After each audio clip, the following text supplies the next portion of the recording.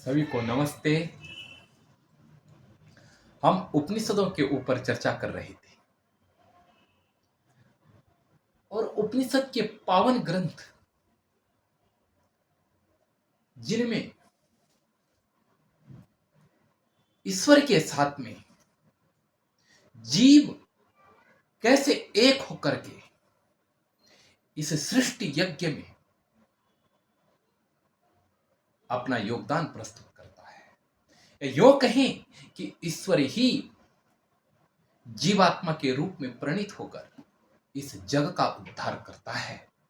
इस विषय का प्रतिपादन उपनिषदों में हुआ है। हमने पीछे देखा और विचार किया कि इस जग में प्रत्येक कण, प्रत्येक अणु और प्रत्येक वस्तु उसी ईश्वर की व्याप्ति से व्याप्त है। उस ईश्वर से अलग किसी का कोई अस्तित्व नहीं है।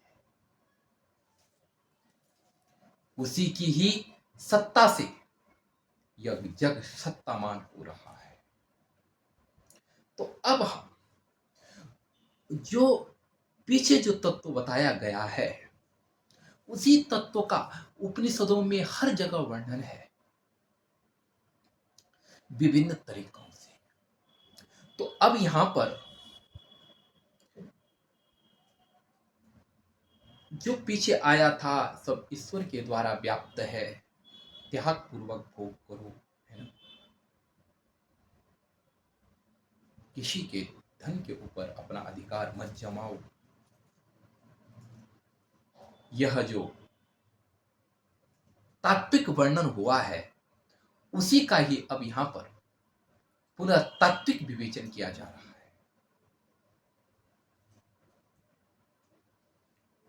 उपनिषदों में कहा गया है कि क्या अंतम तमः प्रविशन्ति ये संभूतिम उपासते ततो भूय इवते याहु संभूत्याम रताः। कितना अनुपम। देखो, या अंतम तमः प्रविशन्ति या असंभूतिम उपासते, बोला कि वह भयंकर अंधकार को प्राप्त होता है जो असंभूति की उपासना करता है और उससे भयानक भी ततो भूय, उससे भयंकर अंधकार को, दुखी जीवन को वह व्यक्ति प्राप्त होता है जो केवल संभूति में रत है। देखो, विचार करें, संभूति और असंभूति दो शब्द आए। संभूति जो शब्द है वह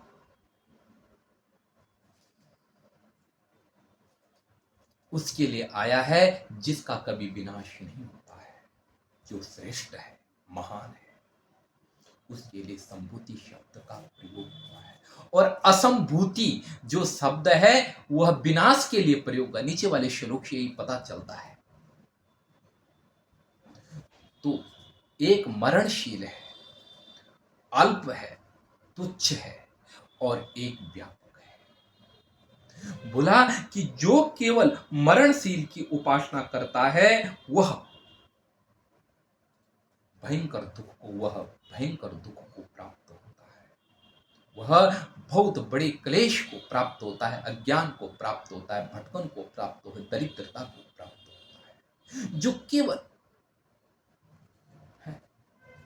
जो केवल असंभूति विनाश की उपासना कर रहा है। क्यों? विनाश माने जड़ पदार्थ में जो लगा है वह क्लेश को प्राप्त होगा, क्योंकि उसके पास कोई उसको संभालने का, उस व्यक्ति को संभालने के लिए कोई मूलभूत तत्व नहीं है। इसलिए जो व्यक्ति वह व्यक्ति अंधकार में प्रविष्ट होता है, जो केवल विनाश में फंसा हुआ है, जड़ भौतिक जगत की उपासना में लगा हुआ है, विभिन्न भोगों में फंसा हुआ है। वह तनाव, टेंशन, दुख, पीड़ा क्लेश को प्राप्त होता रहता है, क्योंकि वह शरीर की उपासना में संलग्न है। वह शरीर को मुख्य मान करके उसके दर्द, तनाव, टेंशन, कलह, इसके लिए अपना जीवन को जीता है। और बोलते हैं कि ततो भूय इव ते या शंभुत्याम रता, बोला उससे भी भयंकर स्थिति को वह व्यक्ति प्राप्त होता है जो केवल अविनाशी के खोज में लगा हुआ है। क्योंकि वह भौतिक जगत को अगर त्याग दे रहा है तो उसकी जीवन यात्रा भी सही से नहीं चलेगी। वह क्या है, ईश्वर तत्व को प्राप्ति के चक्कर में वह अनंत क्लेशों को इकट्ठा कर लेगा। गौतम बुद्ध के जीवन का दृष्टांत ही, उन्होंने घर बार छोड़ दिया था, तपस्या के लिए बैठ गए थे, लेकिन जीवन में पीड़ा, तनाव, टेंशन पैदा हो, तपस्या केवल क्लेश बन गया है। और बताते हैं कि निरंजना नदी के किनारे जा रहे थे, कि निरंजना नदी को पार कर रहे थे, तो जैसे पार करने के लिए गए वैसे बताते हैं कि पांव फिसल गया और वो एकदम से नदी में, बहुत कोशिश की लेकिन उठ न सके। और वहां नदी की एक बेल पड़ी हुई थी, नदी में एक झाड़ी, एक बेल पड़ी हुई थी, वो नदी में बह रही थी, उसको पकड़ के उसके सारे झाड़ी के सारे खड़े उठे। तब पता चला कि ओ, शरीर के सहयोग की भी जरूरत है। शरीर माध्यम खलु धर्म साधन, यह धर्म का साधन है, इसके साथ अन्याय करना यह हमारे साथ में अन्याय कर देगा। शरीर के साथ में अन्याय करने का मतलब आपके जीवन में आप दुखी होंगे। आपके जीवन अगर शरीर के साथ अन्याय करेगा तो आपके जीवन के साथ में अन्याय करेगा। बोला मोक्ष तो परम स्वतंत्रता है ना, लेकिन जब आदमी दुर्बल हो जाता है तो वो प्रतंत्र हो जाता है। इसलिए उन्होंने उसके बाद खीर को खाया और तब वो क्या है, उनके अंदर एनर्जी प्राप्त, और उन्होंने मध्यम मार्ग निकाला। ये मध्यम मार्ग उन्होंने उसका प्रत्यक्ष किया है, तो ये यही का मार्ग है, यही निष्काम मार्ग है, वही मध्यम मार्ग है, कोई अंतर नहीं है। और वही अरस्तु का स्वर्णिम मार्ग है, उसे वो स्वर्णिम मार्ग से क्या देगा, लेकिन है ये उपनिषदों की धारा।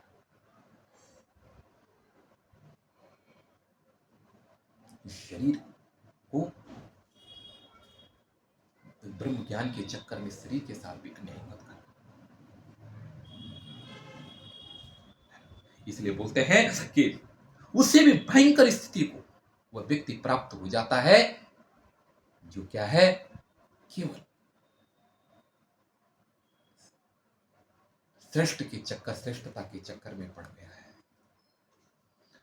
ब्रह्म तत्व के खोज में पड़ गया, शरीर को बस बिल्कुल खत्म करके नहीं पा सकता है कि नयम आत्मा बलहीन लभ्य, इस आत्मा को बलहीन व्यक्ति नहीं प्राप्त कर सकता।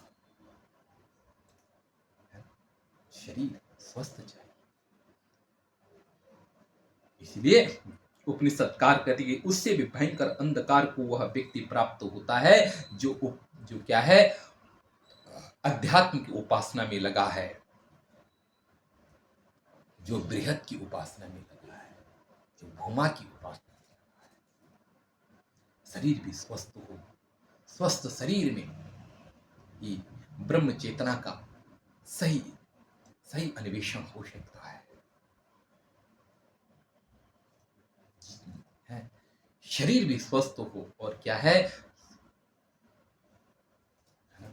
इसलिए क्या है, दोनों चीज रखना है, शरीर की स्वस्थता और दोनों के लिए बढ़ना। तो सबसे उससे भी भयंकर स्थिति को वह प्राप्त होता है जो केवल क्या है, संभूति में रत है, सम्यक विभूति, सम्यक भूति में रत है। विभूति है संभूति, विशिष्ट भूति विभूति सम्यक भूति संभूति। भू सत्तायाम धातु 3 प्रत्यय। क्यों ऐसा क्यों है? आगे कहते हैं कि इनका देखो ये जो है सब अलग अलग है, ये इनके फल अलग अलग हैं। ध्यान देना, उपनिषद की बहुत अनुपम दृष्टि है। और उपनिषद पहले विवेचना कर रहा है, अलग अलग दोनों को बता रहा है, विवेक बता रहा है। पार्थक्य ज्ञान होना चाहिए। पार्थक्य ज्ञान होने के साथ में तब अगर आप इन दोनों का उपयोग करते हैं तो आप एक महान व्यक्ति हैं। ध्यान बोलते हैं कि पार्थक्य बोला अन्यद एव आहु संभवात अन्यद आहु असंभवात। बोला कि जो संभव है, बोलते हैं कि अन्यद एव एव संभवात और अन्यद एव असंभवात। जो संभव है उसका फल अन्य ही है। संभव का फल अन्य ही कहा गया है और असंभव का फल भी अन्य ही कहा गया है। अर्थात चैतन्य का फल अन्य ही कहा गया है और जड़ का फल भी अन्य ही बताया गया है। अलग अलग है, दोनों का पार्थक्य अलग अलग समझना चाहिए। और तब व्यक्ति अगर अलग अलग चैतन्य का विवेचन और क्या है अचैतन्य का विवेचन अलग अलग बताया गया है। और ऐसा हम नहीं बोल रहे हैं, जो उपनिषद का ऐसा हमने सुना है पूर्व लोगों से, आचार्यों के मुख से हमने ऐसा सुना है। क्या सुना है? तो बोलते हैं कि इति सुश्रुम धीराणाम ये नस्तद व्याचचक्षिरे। इस प्रकार हमने धीराणाम सुश्रुम, इस प्रकार हमने बुद्धिमानों से सुना है। और न तद बीचचक्षिरे, और उन्होंने हमारे लिए इस प्रकार व्याख्या की है, इस प्रकार वर्णन किया। अब पता नहीं कब जब लिखा होगा तब उसने सुना होगा कभी है। बोला क्या है अलग अलग? बोला अलग फल है। बोला यह कि शरीर को अल्पायु से खत्म करने के लिए शरीर का उद्धार होना चाहिए। रोगग्रस्त शरीर ना हो, जल्दी खत्म ना हो जाए ब्रह्म ज्ञान के बिना, साक्षात्कार के बिना। इसलिए क्या है, जड़ पदार्थ का सेवन भी बहुत उपयोगी है, शरीर की रक्षा भी बहुत उपयोगी है। और जब शरीर की रक्षा करके अमृत तत्व की प्राप्ति, ब्रह्म ज्ञान से अमृत तत्व की प्राप्ति हो। देखते हैं आगे क्या कि संभूतिम च विनाशम च यस्तद वेदो भयम सह। संभूति और विनाश, संभूति मैंने बताया था यहां पर विनाश शब्द आ गए। संभूति का अर्थ है अविनाशी तत्व और असंभूति का अर्थ, संभूति का अर्थ हो गया क्या, विनाशी तत्व। संभूति का अर्थ हो गया विनाशी और असंभूति का अर्थ हो गया अविनाशी। संभूति का अर्थ है अविनाशी तत्व और असंभूति का अर्थ है विनाशी तत्व, विनाशी जिसका विनाश होता है।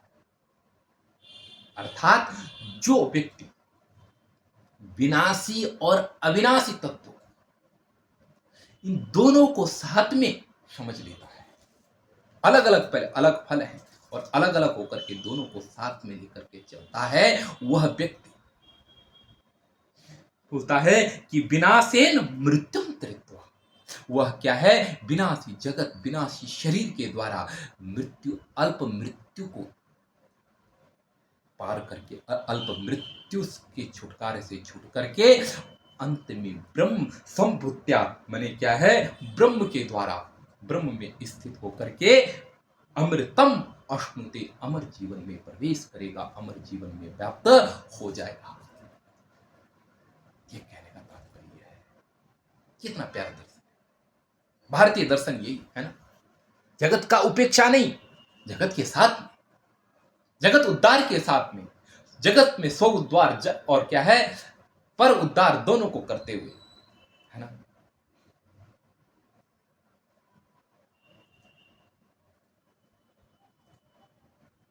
विनाशी पदार्थों के द्वारा मृत्यु को तर करके त्रित्वा,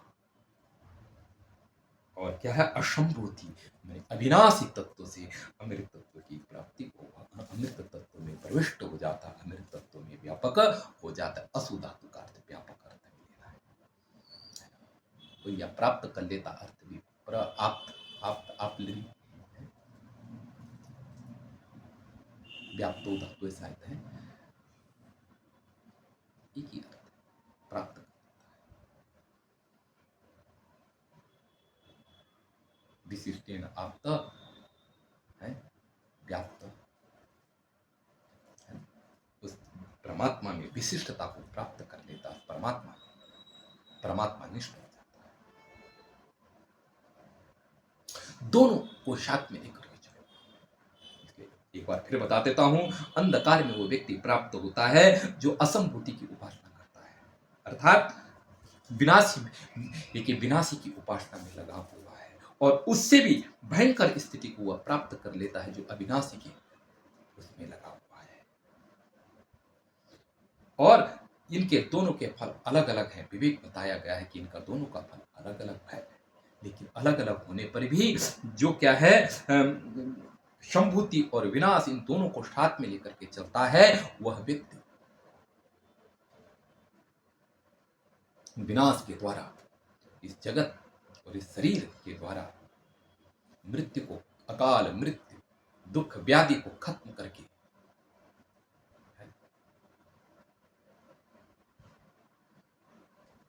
संभूति के द्वारा, ब्रह्म ज्ञान के द्वारा करके, ब्रह्म ज्ञान के द्वारा अमर तत्व में प्रविष्ट हो जाता है, अमर जीवन में प्राप्त हो जाता है। यहाँ इस जगत की अल्पकालीन अमरता से क्या करना है, महान अमरता में प्रविष्ट करना है। इस जगत की जो अल्पकालीन का वह एक अमरता है, अमरता मतलब 100 साल की एक अमरता होगी, है ना। लेकिन अगर क्या है 100 साल की आपकी आयु है, कहा ना पीछे क्या, जी कुर्वन्येवे कर्माणि जी बेसे शतम समा सर्द शतम जीवेम। 100 की आयु है, लेकिन 100 के पहले मरना भी क्या है, अल्पायु ही है। लेकिन क्या है, अल्प अमृतता 100 वर्ष तक जीना है ना, उतना जी करके अंतिम में महान अमरता को प्राप्त करना है। यह उपनिषद का उद्देश्य है। कर्म करते हुए अपने लिए, जग के लिए 100 वर्ष तक जीना है। पदार्थ की प्राप्ति के साथ भी परम पदार्थ की प्राप्ति के लिए सदा संघर्षशील रहना चाहिए। यह लौकिक उन्नति और पारलौकिक उन्नति दोनों को लेकर के व्यक्ति को चलना चाहिए। मोक्ष को लेकर के और जीवन को लेकर के, जीवन ही मोक्ष है, ध्यान दें। अर्थात इस शरीर को लेकर, शरीर की गतिविधि को लेकर, शरीर का संचालन से जग संचालन करते हुए वे परम तत्व में प्रविष्ट होना, ये जीवन का उद्देश्य रहा है। ऋषियों ने भौतिकता का निषेध नहीं किया है। भौतिकता को लेकर के आध्यात्मिकता के शिखर पर आसीन होना है। भौतिक उन्नति के साथ में आध्यात्मिक उन्नति की चरम सीमा पर पहुंच करके धन्योहम धन्यमय्यम, मैं धन्य हूं, है धन्योहम धन्यमय्यम, मैं धन्य हूं, धन्य मेरे को, क्योंकि प्राप्तम मया, मैंने प्राप्त कर दिया अद्वैत तत्व। ये होना चाहिए, है ना। ये जग मंगल का सूत्र है।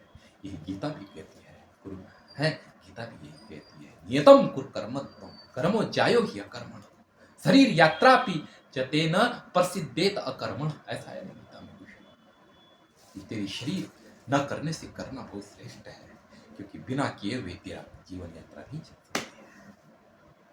ये हाथ को बांध के रखो, ये हाथ ऐसा ही हो जाए, सक्रिय रखना पड़ता है। सक्रियता जीवन है।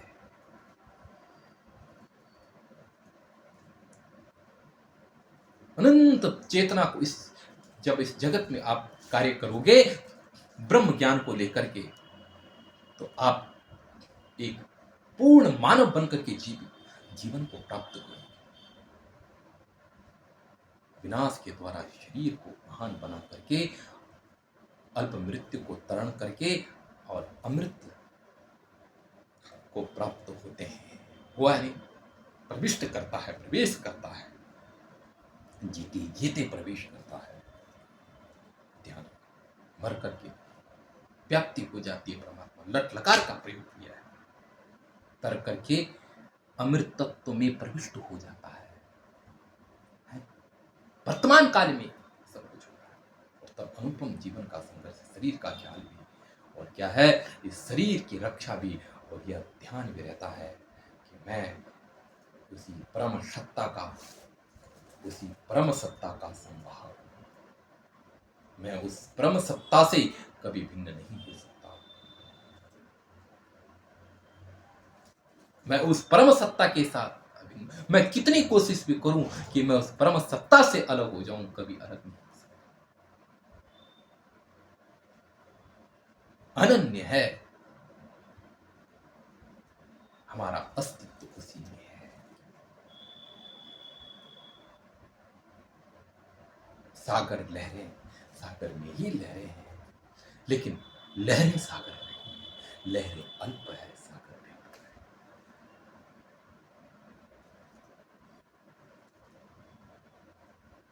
अनंत सत्ता उसी परम तत्व में क्रीड़ा कर रही है। इसके साथ में रहते हुए सब कुछ काम कर रहा है, शरीर की रक्षा के साथ। और क्या है, जग मंगल की ओर बढ़ना है। अनित्य है शरीर, लेकिन साधन भी है।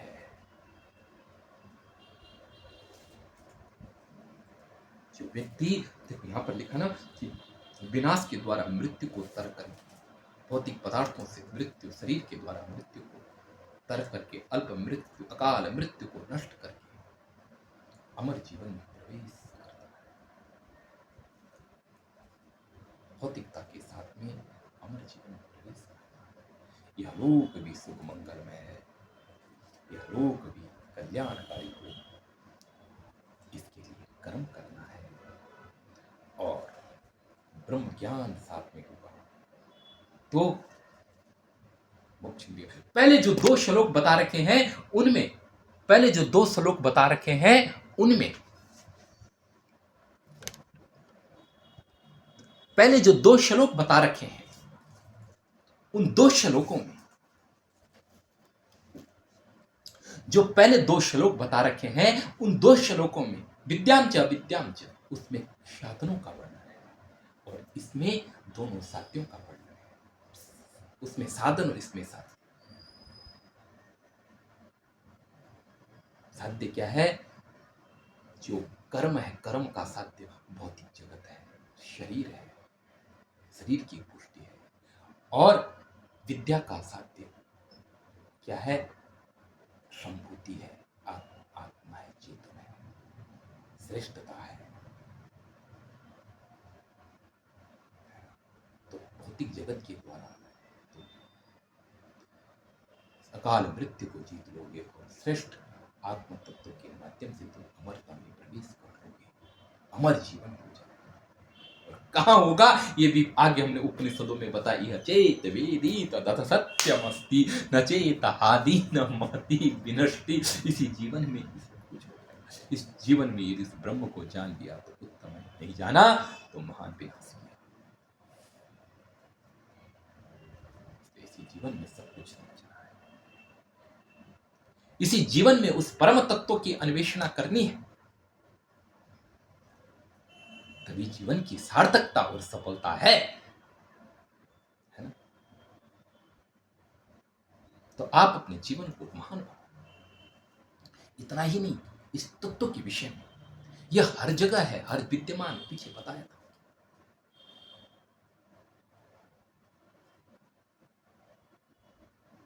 जहां आप क्या है, जड़ की बात कर रहे हो, वहां भी चेतन है।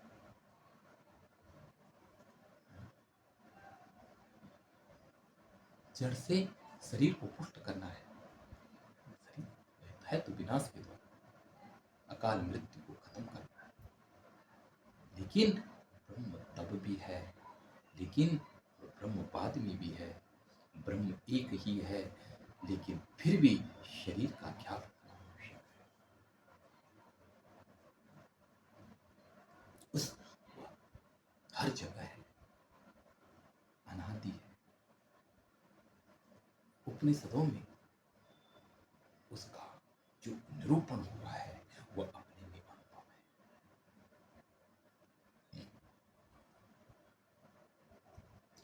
ध्यान दें, ये शरीर को पुष्ट बनाना लक्ष्य नहीं है, कतई नहीं। शरीर को लेकर, शरीर अगर स्वस्थ रहेगा तो ब्रह्म ज्ञान भी अच्छा होगा, चिंतन मनन है और सब चीज, सब ब्रह्म ज्ञान को लेकर के तर्क करके अंतिम लक्ष्य को बताऊंगा। परम तत्व, वह अमृत तत्व, अमृत कहना जो कभी मरता नहीं, जो शाश्वत रहता है, बात मुझे ज्ञान है। एक लेखक हुए और शायद तो मेरे देखने में इस्लामिक लेखक थे, उन्होंने एक घटना का जिक्र किया। बोला कि एक समय लोग छत के ऊपर बैठे हुए थे बहुत सारे, उन्होंने देखा कि एक तारा पैदा हुआ आकाश में। उन्होंने उस तारे को देखा और सब नाचने लगे, ओ हमारे बीच में भगवान पैदा हो गए, कितना सुंदर, कितना प्यारा भगवान का रूप है। सब हाथ जोड़ नाच कर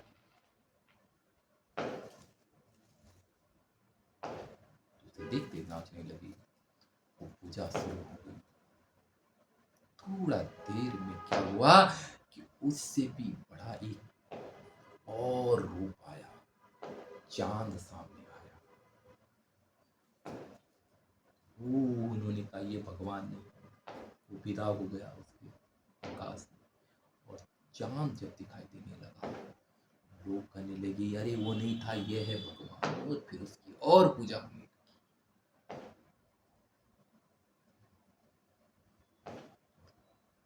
रात भर उसकी पूजा चली।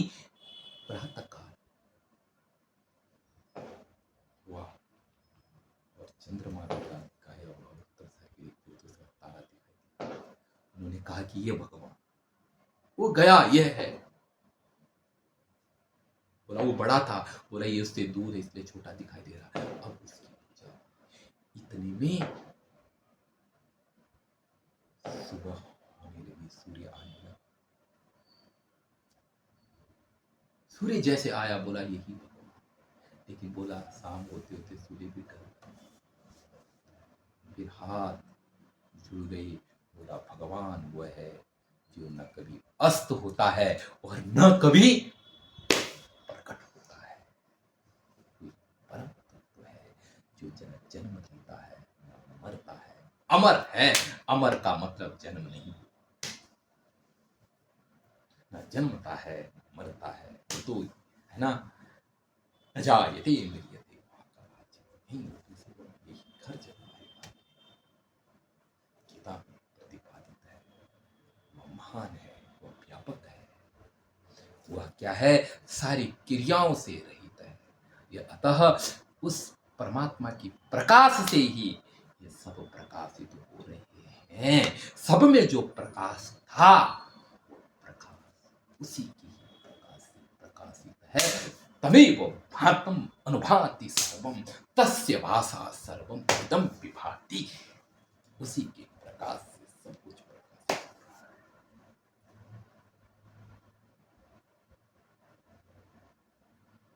हो रहा है। न तत्र सूर्यो भाति न चंद्र न तारकम न वहाँ सूर्य न चंद्र, कुछ किसी का प्रकाश वहाँ नहीं है, लेकिन उसी के प्रकाश से यह सारा जग मंगलमय हो रहा है। आगे वाले मंत्र में बताएंगे। तो उसकी शरण में जाओगे ना तो भाई बहुत कुछ मिल जाएगा। मिलना क्या है संसार से भौतिक ज्ञान भी, बहुत कुछ मिलने का तात्पर्य क्या है? मिलना इस भौतिक संसार में क्या है?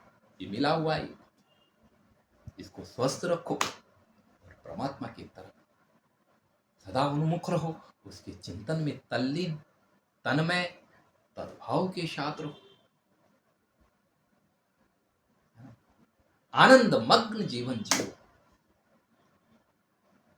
ये तो चाहे आप कुछ करें, ये शरीर प्रकृति का दे रखा है, इसको आप स्वस्थ रख सकते हो लेकिन इसे संभाल के नहीं रख सकते।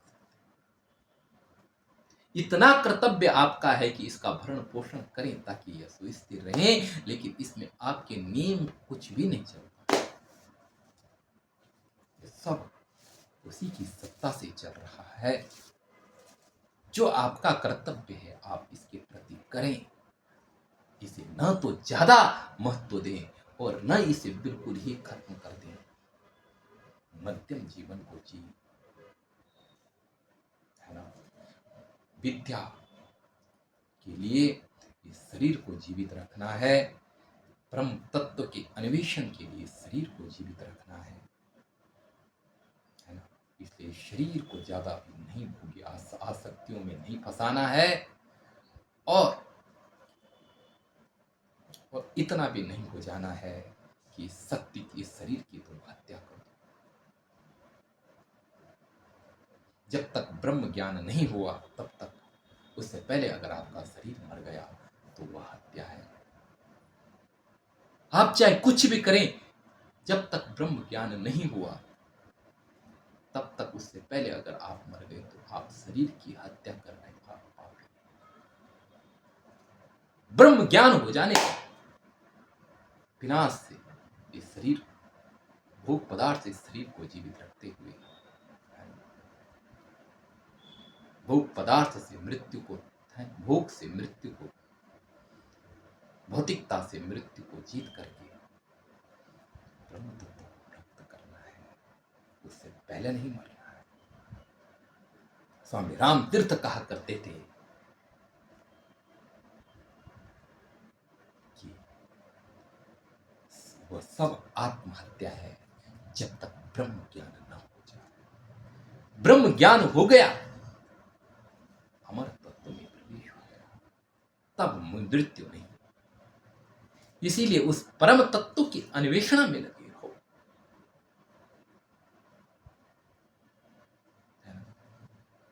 तुम्हें इस जगत में आकर के ये इतनी सारी वस्तुएं इकट्ठी नहीं करनी।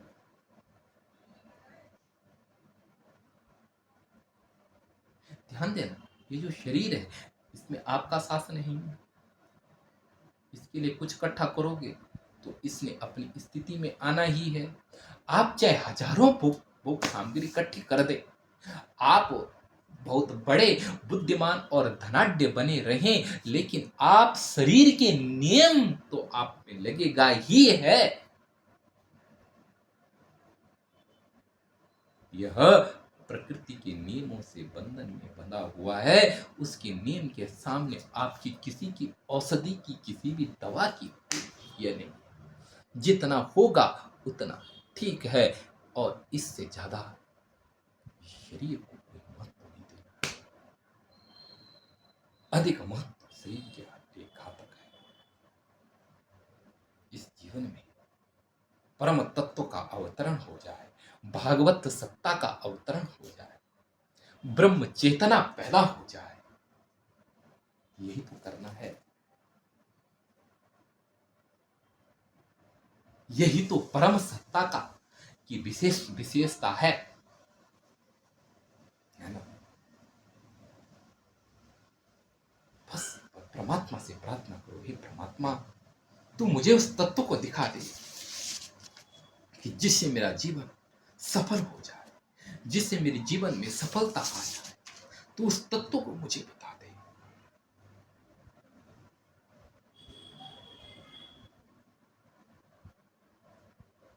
बस जीवन की सार्थकता मेरी आ जाए जीवन में। आगे लिखते हैं हिरण्यमयेन पात्रेण सत्यस्यापि हितं मुखं तत्त्वं पूषन्न पाविरुणु सत्य धर्माय दृष्टये। कितनी प्यारी स्तुतियां हैं वेदों की, उपनिषद कह रहे हैं कि हे प्रभु, हे पोषण, हे संसार में व्यापक परमात्मा, हे सारे जग का पोषण करने वाले प्रभु, हे रूप रंग से इस प्रकृति को सुंदर बनाने वाले, रूप रंग से पोषण करने वाले इस प्रकृति का, हे रसों से पोषण करने वाले इस जगत का, हे इस बेढंगे जगत को सुंदर रूप में परिणित करने वाले परमात्मा, हे जग पोषक परमात्मा, हे जीव पोषक परमात्मा, तू हिरण्यमयेन पात्रेण, जो स्वर्णिम पात्र के द्वारा, जो सत्यस्य मुखम अपिहितम, जो सत्य का मुख ढक गया है, जो सत्य का स्वरूप ढक गया है, जो सत्य का सौंदर्य ढक गया है। हे प्रभु, सत्य धर्म दृष्टया, मुझे सत्य धर्म को दिखाने के लिए तत्त्वम अपहा विरुनु, हे प्रभु, उसे तुम क्या है हटा।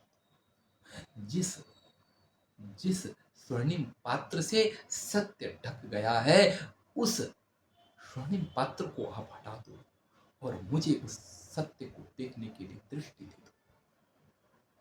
हे प्रभु, जो क्या है हिरण्यमय पात्र से सत्य का स्वरूप ढक गया है, उस सत्य धर्म दृष्टया, उस सत्य धर्म की देखने के लिए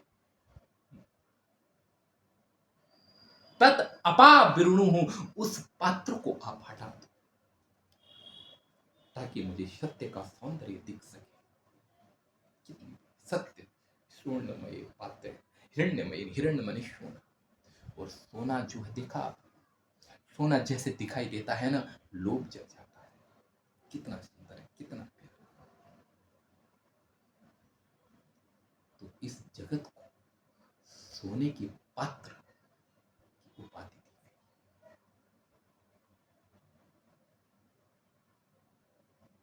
गई, और उसी के द्वारा ये सारा जग, वो जो परमात्मा का सौंदर्य है, रूप है।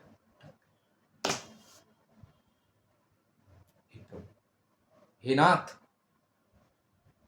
अब एक काम करो, आप उस सत्य को दिखाने के लिए मुझे उस पात्र को हटा दो, उस प्रलोभन के पात्र को हटा दो।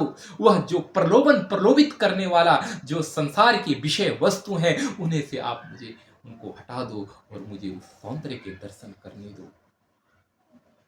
जो इस जगत को, जिससे जगत सुंदर बन रहा है, उस परम सौंदर्य को मुझे देखने दो। इस तुच्छ सौंदर्य को आप हटा दो।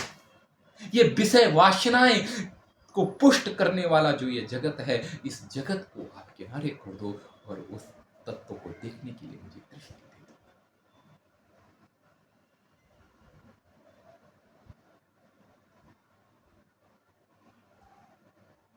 उस सत्य धर्म को देखने के लिए उस आवरण को हटा दो प्रभु, उस विषय आवरण को हटा दो।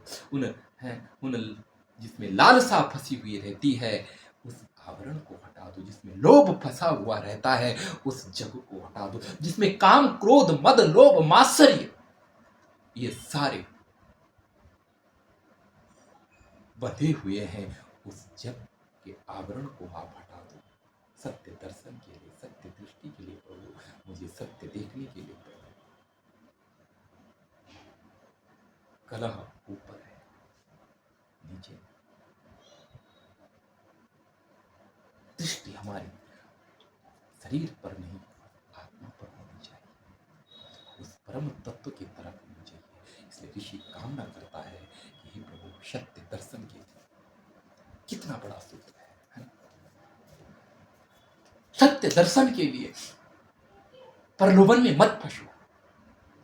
प्रलोभन, आज बहुत सारे मैं मित्रों को देखता हूं, वो क्या है, सत्य सत्य की अवहेलना कर देते हैं अपने लोभ के पोषित करने के लिए।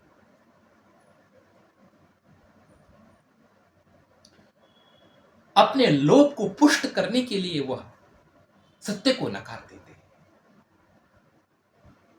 लेकिन वास्तविकता यह है कि वह सदा विद्यमान है। उसका कभी भी अपलाप मत करना। सत्य के साथ में विरोध करने का मतलब यह है कि आप ईश्वर के साथ में विरोध कर रहे हैं।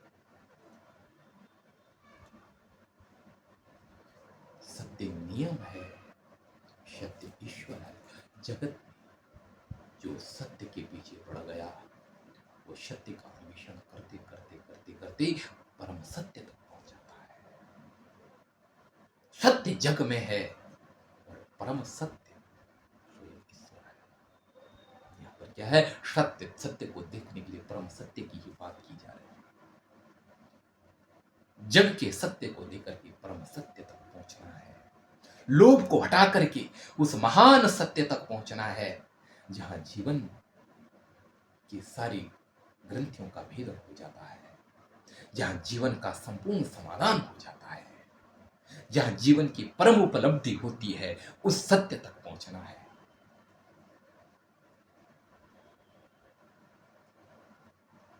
इसलिए आप भी तत्पर हो, आप जागे सत्य के लिए अपना जीवन भी न्यौछावर हो जाए, कोई बात नहीं।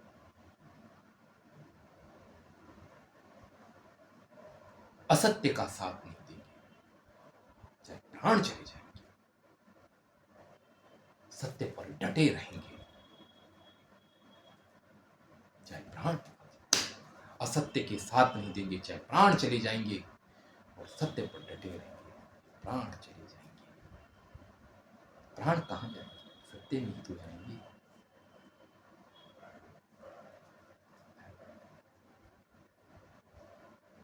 तुम्हारे लिए आदर्श सत्य है, भारतीयों के लिए आदर्श सत्य है। वैसे सत्य भारतीयों के लिए नहीं, पूरे विश्व के लिए सत्य आदर्श है।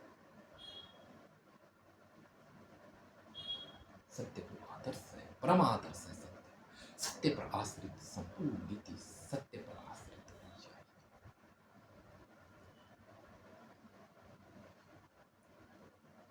असत्य अन्याय का नाम है, असत्य ढोंग और पाखंड का नाम है, असत्य पाप छल कपट का नाम है, असत्य भय का नाम है, सत्य साहस का नाम है, सत्य शक्ति का नाम है, सत्य आत्मविश्वास का नाम है। इसलिए सत्य की शरण में जाओ, सत्य को अपनाओ। सत्य शक्ति है, सत्य स्वयं में शक्ति है।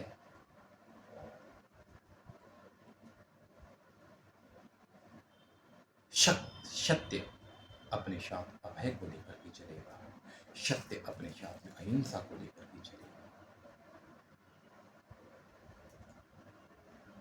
हो सकता है कि लोग सत्य के साथ में तलवार और धनुष लेकर के चले, लेकिन जब वो तलवार और धनुष लेकर के चल रहे हो सत्य के साथ में, तब एक घटना जरूर घटती है कि तलवार और धनुष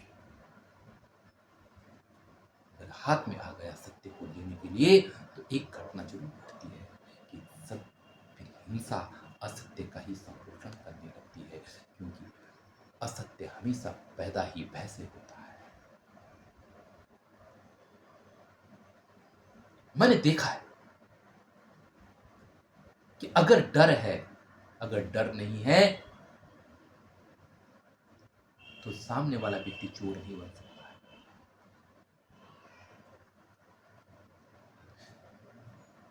डर है इसलिए वो पीठ के पीछे करता है।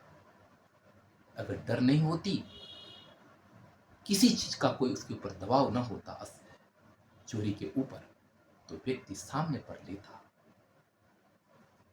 लेकिन उसने पीठ के पीछे जो लेना शुरू किया वो किसी डर के कारण किया है।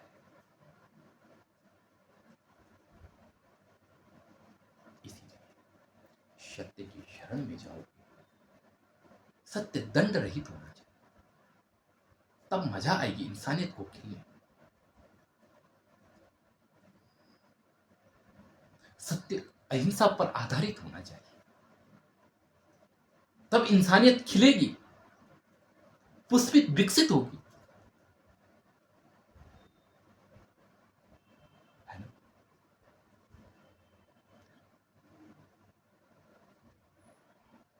इसीलिए तो कहा कि जो प्रलोभन, डर, भय, जो भी मानसिक गुण है, वो सब जितने भी क्या है, छल कपट के गुण है, सब ऊपर जो सत्य के ऊपर पर्दा है, आप पर्दे से बाहर अपनी इस मस्तिष्क की बनावट, ये मस्तिष्क की बनावट आपको इस तरीके से पाला गया है कि आपका जो विवेक है, वह जो सोचता है, वो लोभ को लेकर के सोचेगा या द्वेष को लेकर के सोचेगा। मुझे कितना मिलता इसको लेकर के सोचेगा। लेकिन जब आप परम सत्य की तरफ बढ़ेंगे, तब आपके पास यह दृष्टिकोण होगा, अपना मस्तिष्क नहीं, सत्य केंद्रित आप लाभ, अपने लाभ हानि का नहीं, सत्य का निरीक्षण करेंगे। सत्य स्वयं में नैतिक, सत्य स्वयं में एक महान व्यवस्था है, लेकिन इंसान की जो बनावट हो चुकी है, वो असत्य के आश्रित हो चुकी है। इसीलिए वो उसको लगता है कि सत्य बोलूंगा तो काम नहीं चलेगा।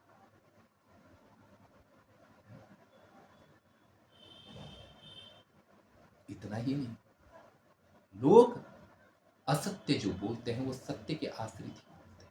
दूध लेने वाले के पास जाओ, पाउडर मिला, बोला प्योर दूध है, दूध प्योर ही लोग पीते हैं ना। सत्य यह है कि लोग प्योर दूध पीते हैं, लेकिन क्या है, उसके साथ मिलावट मिला करके उसे प्योर बना दिया जाता है। बस यही है, झूठ मिलावट मिलावट है। झूठ जो है वह क्या है, बनावटी है। सत्य वास्तविक है, और दूध वास्तविक है ना। उसको क्या है, उसके साथ में अवास्तविक चीज मिला करके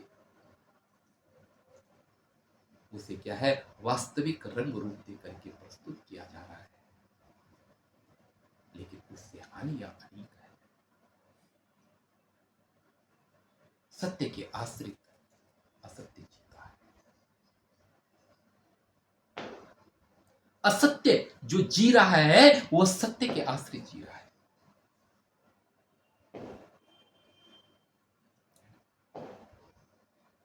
इसीलिए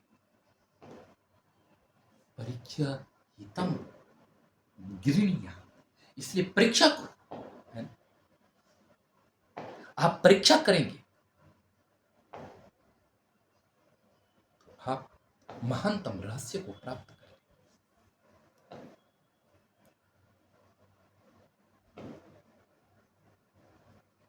हमारे ऋषि मुनि जो हुए हैं, उन्होंने सत्य के लिए इदम अहम अनिर्तात सत्यम उपैमी, इदम अहम अनिर्तात सत्यम उपैमी, यह मैं प्रतिज्ञा करता हूं, संकल्प करता हूं कि मैं असत्य से सत्य को करूं।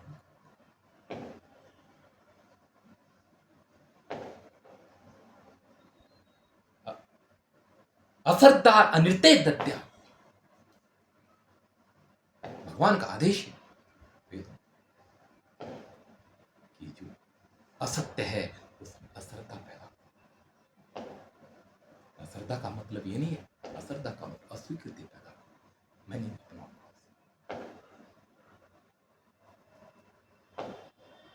और सत्य, सत्य में विश्वास को पैदा करो कि मैं सत्य के शरण में रहूंगा, अडिंग रहूंगा, सत्य को अपनाऊंगा। ये जीवन में दृढ़ता को धारण करो। सत्य आपके लिए पथ प्रदर्शक है। कपटी, छली, द्वेष इंसान अपने आप दूर भाग जाएंगे अगर आप सत्य के आश्रित हो, और भागना ही चाहिए उन्हें।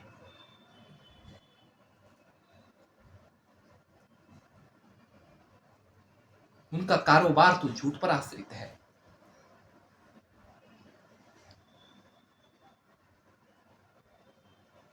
जब आप सत्य का अन्वेषण करें,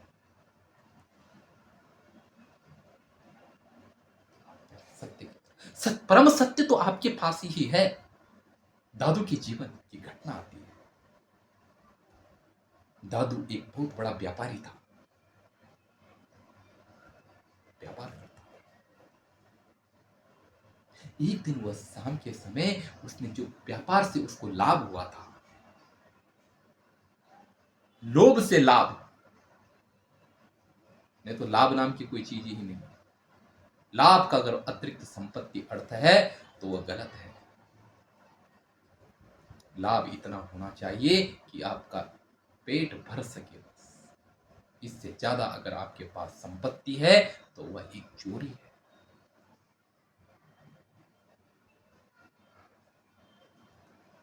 क्या था? दादू गिर रहा है पैसे। दादू गिनता गया, लेकिन दादू की नजर जब पैसे 1-2 घंटे हो गए, निकल गए, तब दादू ने जब पैसे समापन हुए, तब दादू की ऊपर बाबा इतने झटक गए कि उसके ऊपर खड़े। दादू ने बोला, गुरुदेव आप कब आए? बोले, जब तूने पैसा शुरू किया था मैं तब से खड़ा हूं।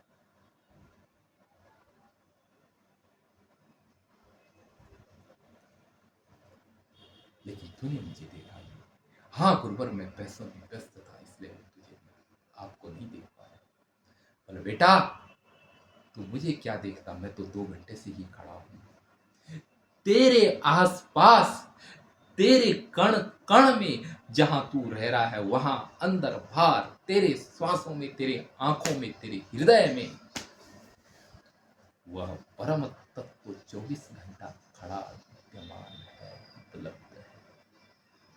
तू इस दीन दुनिया के चक्कर में फंसकर के उसे नहीं देख पा रहा है। जैसे तू मुझे नहीं देख पा रहा है, ऐसे ही तू उसे नहीं देख पा रहा है।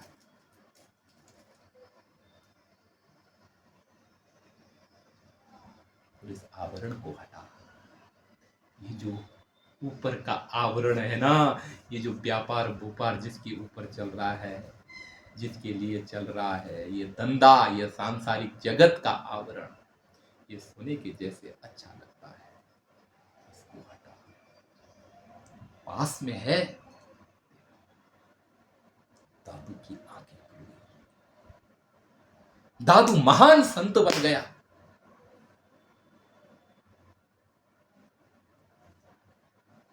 दादू के जीवन में परम तत्व का अवतरण हो गया।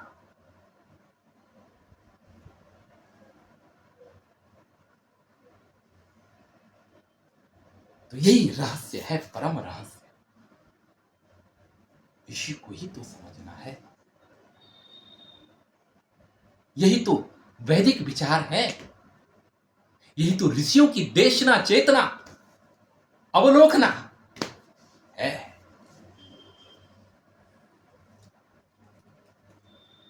इसी की शरण में जाओ और आपके जीवन में उद्धार का परम तत्व का अवतरण होगा। सत्य को देखो, सत्य को सत्य रूप में देखो।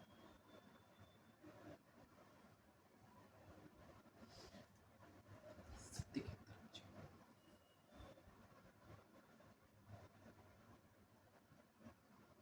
अगर आप सत्य को नहीं देखेंगे ना, तो मिथ्या को देखेंगे।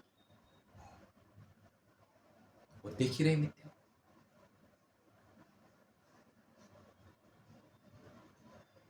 मिथ्या अध्यास बड़ा खतरनाक है। एक वैज्ञानिक ने एक चूहे को पकड़ा,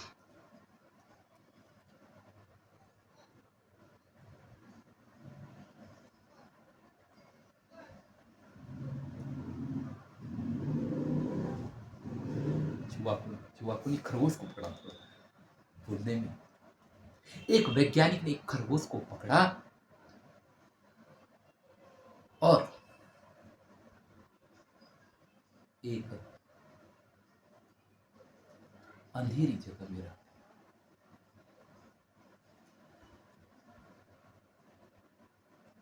खरगोश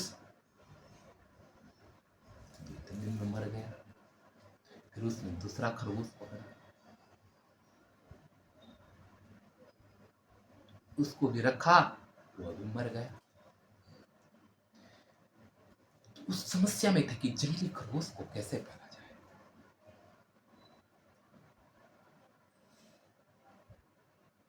तो उसने एक क्या किया कि एक कांच का एक बक्सा बनाया और उसमें खरगोश को छोड़ दिया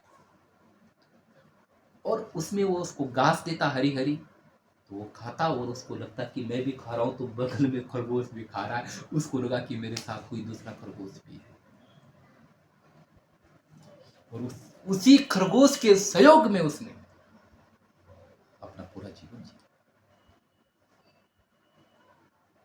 झूठे खरगोश के चक्कर, ये झूठा वही नहीं जी रहा है, सब सारा संसार झूठ में जी रहा है। अपना ही ये प्रतिबिंब ईश्वर से अभिन्न कहाँ है, सब ईश्वर ही है। लेकिन झूठा प्रतिबिंब जो हमने, हमारा झूठा प्रतिबिंब गढ़ा हुआ है, हम उसके सारे इस जगत में जी रहे हैं। जो वास्तविक तत्व है वह परम तत्व है। आवरण रहित हो जाए। असत्य को जिस दिन आप त्याग देंगे, जिस दिन आप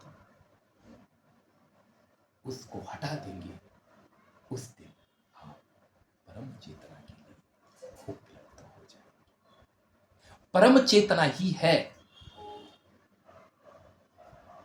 जिसे आपने समझना है, वरना आप संपूर्ण असत्य व्यवहार कर रहे हैं, झूठ में जी रहे हैं, जो है ही नहीं उसमें जी रहे हैं।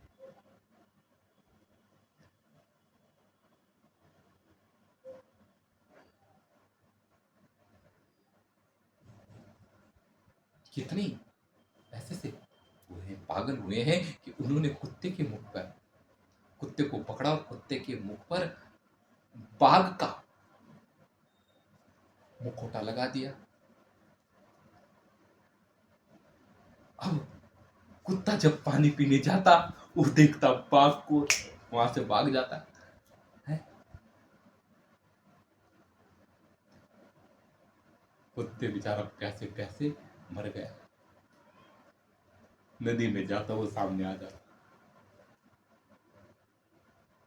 भ्रांतियां हैं, ये हुई नहीं, यही हमारे भय बने हुए अपने मुखौटे हमारे हर जगह लड़ रहे हैं, तो इस पैदा कर रहे हैं। ये सब अंदर की कामनाएं अनंत चेहरों को बदलती है, अनंत मुखौटे पहनती है और उसी का ये दर्शन हर जगह करती है और वही युद्ध और कलह का कारण बन रहा है। इसलिए मानव को अपनी बुद्धि, अपने विवेक का सही इस्तेमाल करना है, ताकि हम सत्य का दर्शन कर सके। हे भूषण, हे प्रभु, हे नाथ, उस दिव्य दृष्टि को मेरे को दे दे, जिससे मैं तेरा दर्शन कर सकूं। इसको हटा दे, इस प्रलोभन की जगत को। तेरे अनंत गुण हैं प्रभु, जिस दिन वो हट जाएगा तेरा सौंदर्य, तेरी आत्म सौंदर्य बनकर, तेरा रूप, तेरा रंग, तेरी पावनता, तेरी पवित्रता, तेरा सौंदर्य, तेरे लावण्य, तेरी विराटता, तेरी व्यापकता मेरी आत्मा में। अहो कैसा दिन होगा वह, जब मैं तुझे अपने धड़कनों में पाऊंगा। वो कैसा दिन होगा जिस दिन इस बांसुरी को तू बजाएगा। इस भाव से, इस पवित्र भाव से आप उपनिषद की शरण में जाए। उपनिषद साक्षात्कार है, उपनिषद ब्रह्म साक्षात्कार है। उसको समझना है, उसको पाना है। तो मैं अपनी वाणी को विराम देता हूँ। सभी को शुभ रात्रि।